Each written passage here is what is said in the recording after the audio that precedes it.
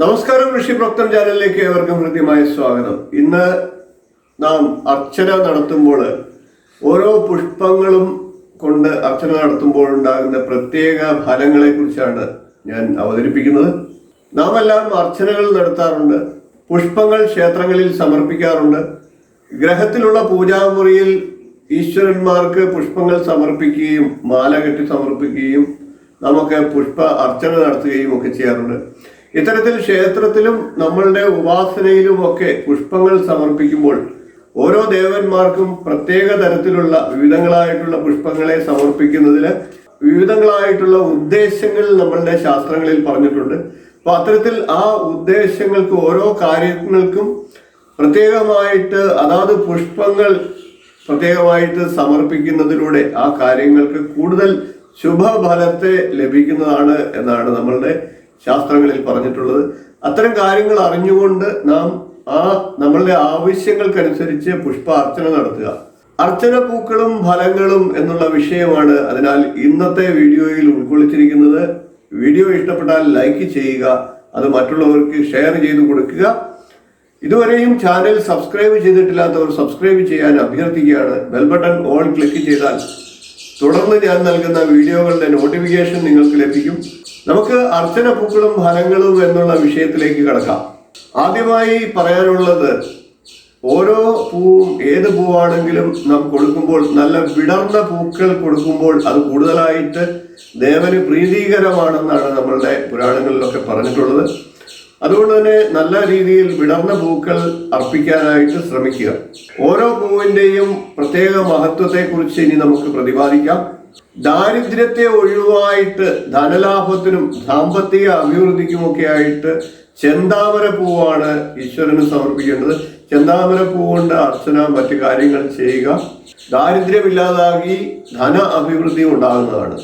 മറ്റുള്ളവരുടെ എതിർപ്പുകൾ പല സമയങ്ങളിലും നമ്മളെയൊക്കെ ബാധിക്കാറുണ്ട്. അങ്ങനെ എതിർപ്പുകൾ ഉള്ളവർ എതിർപ്പുകൾ കുറയാനും മനോദുഃഖങ്ങളെ ഇല്ലാതാക്കാനും അതുവഴി നന്മയുള്ള ജീവിതം കരസ്ഥമാക്കാനും ഒക്കെ ചുവന്ന അരളിപ്പൂ സമർപ്പിക്കുന്നത് നല്ലതാണ്.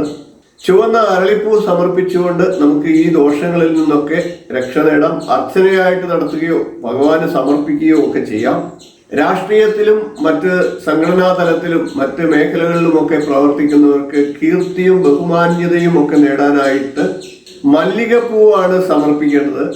ഇത്തരം പ്രവർത്തന മേഖലകളിൽ വ്യാപരിക്കുന്നവർ മല്ലികപ്പൂ കൊണ്ട് അർച്ചന നടത്തുക, മല്ലികപ്പൂ ഈശ്വരന് സമർപ്പിക്കുക, ക്ഷേത്രങ്ങളിൽ സമർപ്പിക്കുക. കുട്ടികളുടെ ബുദ്ധി വികാസത്തിനും കുട്ടികൾക്കും മുതിർന്നവർക്കും ഒക്കെയുള്ള വ്യാഴദോഷ ദുരിതത്തിനും പ്രാണിഹിംസാ ദോഷ പരിഹാരത്തിനും ഒക്കെ ആയിട്ട് മുല്ലപ്പൂവാണ് സമർപ്പിക്കേണ്ടത്. മുല്ലപ്പൂ സമർപ്പിച്ചുകൊണ്ട് നമുക്ക് ഈ ദോഷങ്ങളിൽ നിന്നൊക്കെ രക്ഷ നേടാനായിട്ട് സാധിക്കും. മഹാവിഷ്ണു ക്ഷേത്രത്തിലോ ശ്രീരാമസ്വാമി ക്ഷേത്രത്തിലോ ഒക്കെ മുല്ലപ്പൂ സമർപ്പിക്കുക. വ്യാഴദോഷ ദുരിതങ്ങളിൽ നിന്ന് രക്ഷ നേടാനായിട്ട് സാധിക്കും. കൂടാതെ മുല്ലപ്പൂ കൊണ്ട് അർച്ചന സ്വയംവര മന്ത്രത്താൽ ചൊല്ലുന്നത് വിവാഹ തടസ്സം നീങ്ങാനും ഒക്കെ സഹായിക്കുന്നതാണ്. ശനിദോഷങ്ങൾ ഇല്ലാതാക്കാനും തൊഴിലിൽ നേട്ടങ്ങൾ ഉണ്ടാകാനും ഒക്കെ ആയിട്ട് നീല ശംഖുപുഷ്പം കൊണ്ട് അർച്ചന നടത്തുക. നീല ശംഖുപുഷ്പം ക്ഷേത്രത്തിൽ സമർപ്പിക്കുക. വിവാഹ തടസ്സം നീങ്ങാനായിട്ട് മഞ്ഞ അരളി ക്ഷേത്രത്തിൽ സമർപ്പിക്കാവുന്നതാണ്. മഞ്ഞ അരളിപ്പൂ കൊണ്ട് ശ്രീകൃഷ്ണ സ്വാമിക്ക് അർച്ചന നടത്തുന്നത് വിവാഹ തടസ്സം ഇല്ലാതാകും.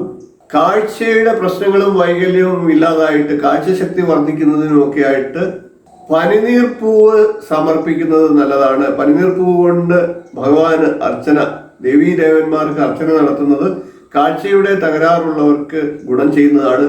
ദമ്പതികൾ തമ്മിൽ ഐക്യമില്ലാതെയും വിവാഹ ജീവിതം സുഖകരമല്ലാത്ത രീതിയിൽ മുന്നോട്ട് കൊണ്ടുപോവുകയും ഒക്കെ ചെയ്യുന്നവർക്ക് കലഹങ്ങൾ ഒഴിവാകാനും നല്ല ഒരു വിവാഹ ബന്ധത്തിനും ഒക്കെ ആയിട്ട് പാരിജാത പുഷ്പമാണ് സമർപ്പിക്കേണ്ടത്. പാരിജാത പുഷ്പം കൊണ്ട് അർച്ചന നടത്തുകയോ സമർപ്പണം നടത്തുകയോ ഒക്കെ ചെയ്യുന്നത് ഈ പറഞ്ഞ ദമ്പതികൾ തമ്മിൽ ഐക്യമുണ്ടാകാനായിട്ട് സഹായിക്കും. വശീകരണത്തിനായിട്ട് മൈലാഞ്ചി പൂവാണ് ഉപയോഗിക്കേണ്ടത്. ഭാര്യ ഭർത്താക്കന്മാർ തമ്മിൽ കൂടുതലായിട്ട് ദൃഢമായിട്ടുള്ള ബന്ധത്തിനും മറ്റുള്ളവരെ നമ്മിലേക്ക് ആകർഷിക്കുന്നതിനും വശീകരിക്കുന്നതിനും ഒക്കെ ആയിട്ട് മൈലാഞ്ചിപ്പൂ ക്ഷേത്രത്തിൽ സമർപ്പിക്കുകയോ മൈലാഞ്ചിപ്പൂ കൊണ്ട് അർച്ചന നടത്തുകയോ ഒക്കെ ചെയ്യാവുന്നതാണ്. ജാതകത്തിൽ ചന്ദ്രൻ അരിഷ്ടത്തിൽ നിൽക്കുന്നവർക്ക് ആസ്മ തുടങ്ങിയ ദോഷങ്ങൾ ഉണ്ടാകാം, മാനസിക സമ്മർദ്ദം ഉണ്ടാകാം.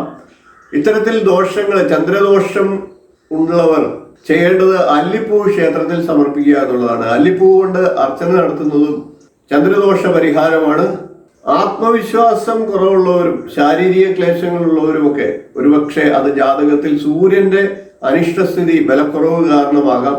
സൂര്യന്റെ ദോഷങ്ങൾ ഇല്ലാതാക്കാനായിട്ട് സൂര്യകാന്തി പൂ സമർപ്പിക്കുന്നതും സൂര്യകാന്തി പൂ കൊണ്ട് അർച്ചന നടത്തുന്നതും ഒക്കെ ഗുണകരമാണ്. സൂര്യകാന്തി സമർപ്പിക്കുകയും അർച്ചനയൊക്കെ നടത്തുകയും ഒക്കെ ചെയ്യുന്നത് ആയുസ് വർദ്ധിക്കാനും സഹായകരമാണ്. കൂടാതെ ജീവിത വിജയം സാധിക്കാനായിട്ട്, ജീവിതം നല്ല രീതിയിൽ മുന്നോട്ട് പോകാനായിട്ട് അരളിപ്പൂ സമർപ്പിക്കുകയോ അരളിപ്പൂ കൊണ്ട് അർച്ചന നടത്തുകയോ ഒക്കെ ചെയ്യാം. മഹാവിഷ്ണു പ്രീതിക്കും മനസ്സിൽ ദുഷ്ടവിചാരങ്ങൾ എല്ലായ്പ്പോഴും കടന്നു വരികയും ഒക്കെ ചെയ്യുന്ന ആൾക്കാർക്ക് മഹാവിഷ്ണു പ്രീതിക്കായിട്ടും മനസ്സിനെ നിർമ്മലമാക്കി സദ്വിചാരങ്ങൾ കൊണ്ടുവരാനും ഒക്കെ ആയിട്ട് തുളസി സമർപ്പിക്കാവുന്നതാണ്. തുളസി ദളം കൊണ്ട് അർച്ചന നടത്തുന്നത് ഈ പറഞ്ഞ ഗുണങ്ങളെല്ലാം കിട്ടുന്നതിന് കാരണമാകും. ശ്രീകൃഷ്ണ പ്രീതിക്കും ത്വഗ്രോഗങ്ങളുള്ളവർ അവരുടെ രോഗങ്ങൾ ഇല്ലാതാക്കാനും ഒക്കെ ആയിട്ട് കറുത്ത തുളസി സമർപ്പിക്കുകയോ കറുത്ത തുളസി കൊണ്ട് അർച്ചന നടത്തുകയോ ഒക്കെ ചെയ്യാവുന്നതാണ്. നല്ല കടും നിറത്തിലുള്ള തുളസിക്കാണ് കൃഷ്ണ തുളസി എന്ന് പറയുന്നത്. കൃഷ്ണ തുളസി കൂടുതലായിട്ട് ഔഷധ ഗുണമുള്ള സസ്യമായിട്ട്, തുളസിയായിട്ടാണ് പറയപ്പെടുന്നത്.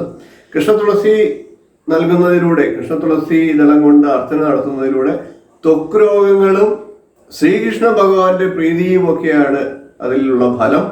നന്മയുണ്ടാകാനും ഭാഗ്യവർദ്ധനവും ജീവിതത്തിൽ സുഖം ലഭിക്കാനും ഒക്കെ ആയിട്ട് സമർപ്പിക്കേണ്ടത് ആലിൻ പൂവാണ് പറയപ്പെടുന്നത്. ആലിൻ പൂ സമർപ്പിക്കുകയോ അർച്ചന ചെയ്യുകയോ ഒക്കെ ചെയ്യുന്നത് നന്മയുണ്ടാകാനും ജീവിതത്തിൽ സുഖമുണ്ടാകാനും ഭാഗ്യവർദ്ധനവും സഹായിക്കുന്നതാണ്. സരസ്വതി പ്രീതിക്കും വിദ്യാഭ്യാസത്തിൽ ഉയർച്ച നേടാനും കലാ സാംസ്കാരിക മേഖലകളിലൊക്കെ ഔന്നത്യങ്ങളിലെത്താനും ഒക്കെ ഇത്തരത്തിൽ ഈ മേഖലകളിലൊക്കെ പ്രവർത്തിക്കുന്നവർ, വിദ്യാർത്ഥികൾ, കലാ സാംസ്കാരിക മേഖലകളിലൊക്കെ പ്രവർത്തിക്കുന്നവർക്ക് വെള്ള താമരപ്പൂവ് ക്ഷേത്രങ്ങളിൽ സമർപ്പിക്കുകയോ വെള്ള താമരപ്പൂ കൊണ്ട് അവരവരുടെ പേരിൽ അർച്ചന നടത്തുകയോ ഒക്കെ ചെയ്യുന്നത് ഗുണം ഫലത്തെ നൽകുന്നതാണ്. പ്രധാന പൂജാ പുഷ്പങ്ങളും അവയെ സമർപ്പിച്ചാലുള്ള ഗുണങ്ങളും ആ പുഷ്പങ്ങൾ കൊണ്ട് അർച്ചന നടത്തിയാലുള്ള ഫലങ്ങളുമാണ് ഞാൻ ഇന്നത്തെ വീഡിയോയിൽ പ്രതിപാദിച്ചത്. വീഡിയോ എല്ലാവർക്കും ഇഷ്ടപ്പെട്ടിട്ടുണ്ടെങ്കിൽ അത് ഷെയർ ചെയ്ത് കൊടുക്കുക, ലൈക്ക് ചെയ്യുക. ചാനൽ സബ്സ്ക്രൈബ് ചെയ്തിട്ടില്ലാത്തവർ സബ്സ്ക്രൈബ് ചെയ്യുക. നമുക്ക് കൂടുതൽ നല്ല വീഡിയോകളുമായി വരും ദിവസങ്ങളിൽ കാണാം. അതുവരെ എല്ലാവർക്കും നന്ദി, നമസ്കാരം.